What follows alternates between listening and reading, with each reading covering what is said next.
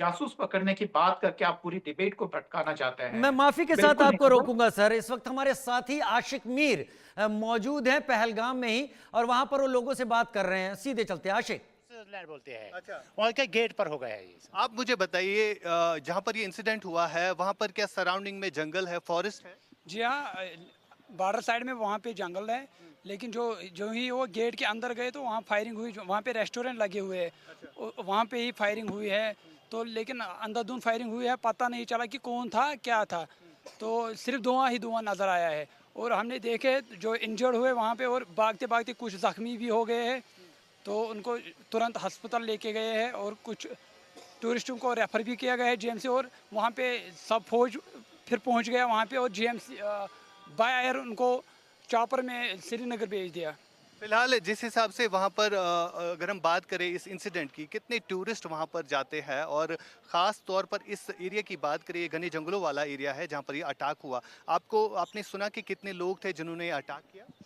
न वो नहीं सुना है, खाली 2 फायर की सुनी है मैंने। वो नो से कितने लोग थे क्या थे, हमने फायरिंग सुनी है बस। फिर उन्होंने अंधाधुंध फायरिंग? अंधाधुंध फायरिंग किया, अंधाधुंध फायरिंग हो गई। कितने घायल आपने देखे मौके पर थे? 3 मौके पर देखा है। एक डेड बॉडी देखा है मैंने। वो मुझे शिनाख्त नहीं है, वो लोकल है कि टूरिस्ट है। फिर हम भी थ्रेटनिंग में, हम भी रेस्क्यू में लगे हैं।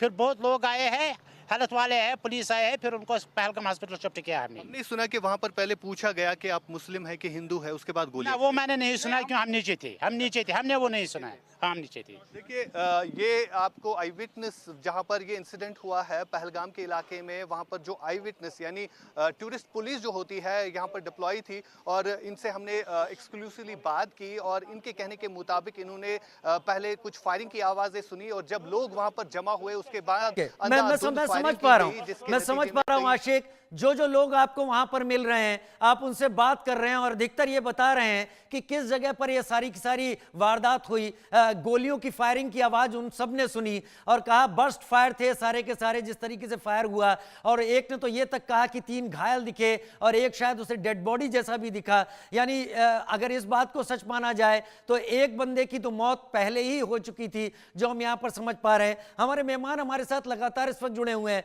अरविंद सिंह तेजावत, अपनी बात पूरी कीजिए। राजेश साहब, आप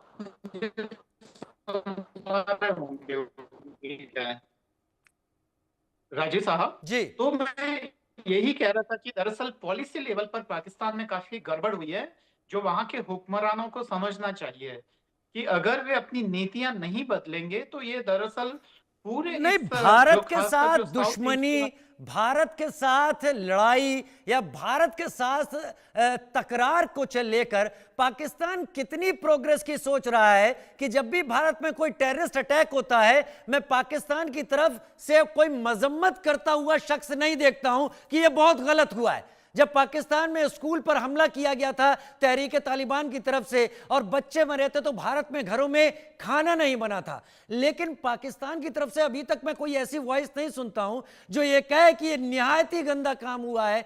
ऐसा कोई नहीं मिलता। उल्टा उनके जो जनरल हैं वो कहते हैं कि हमारी तो शाह रग है साहब, भले इलाका हमारा ना हो लेकिन हमारी शाह रग है। अरविंद सिंह तेजावत। बिल्कुल आप ठीक कह रहे हैं। ऐसा नहीं है कि वहाँ की आवाम ऐसा नहीं बोलती है। बहुत सारे वहाँ इंटेलेक्चुअल हैं, और बहुत सारे एकदम निर्भीक या फियरलेस लोग हैं जो पाकिस्तान की नीतियों की आलोचना करते हैं, और वो ये कहते हैं कि भारत के साथ मिलजुल कर रहने में फायदा है। पर दरअसल वहाँ कुछ ऐसे डरपोक लोग भी हैं जो कि पाकिस्तान की सरकार के खिलाफ और उसकी नीतियों के खिलाफ बोलना नहीं चाहते हैं, और ऐसे जो मजबूत पत्रकार हैं उनकी हत्याएं भी हुई है। वहां पे बहुत सारी जो खासकर जो बोलने की आजादी है, जिन लोगों ने उसका सहारा लिया, उनकी वहां पे सरकारों ने बहुत पॉलिटिकल मर्डर्स हुए हैं। पर बहुत सारे वहां ऐसे डरपोक लोग भी हैं जिनमें यह हिम्मत नहीं है कि सरकार की पॉलिसीज के खिलाफ वे कुछ बोलें, और यही कारण है कि ऐसे लोगों का सहारा लेकर वह एक खास तरीके का एक वहां पे झूठ क्रिएट करना चाहते हैं। पर यह हकीकत है कि इतिहास में इन मूर्खों को कभी भी माफ नहीं करेंगे। इन्होंने पाकिस्तान की आवाम का बहुत नुकसान किया है, पाकिस्तान को गरीबी के गर्त में धकेला है, और वो केवल कश्मीर का राग अलाप रहे हैं। आपको कश्मीर को देने के लिए क्या है? कुछ नहीं है ना। अच्छे से ढंग से वो अपनी खुद की प्रजा को ठीक से नहीं दे पा रहे हैं। जो पाक ऑक्युपाइड कश्मीर है वहां आप ठीक से रोजगार पैदा नहीं कर पा रहे हैं। वहां चीनी आके आपका कर रहे हैं और वहां के जो लोकलाइट्स हैं वो चीनियों के खिलाफ खड़े हो रहे हैं। तो ये सारी तमाम चीजें हैं जो मुझे लगता है कि वहां के जितने भी संजीदा लोग हैं उनको ध्यान देना चाहिए। पाकिस्तान का भविष्य भारत के साथ अच्छे संबंधों में ही निहित है। उसके अलावा पाकिस्तान का कोई भविष्य नहीं हो सकता है।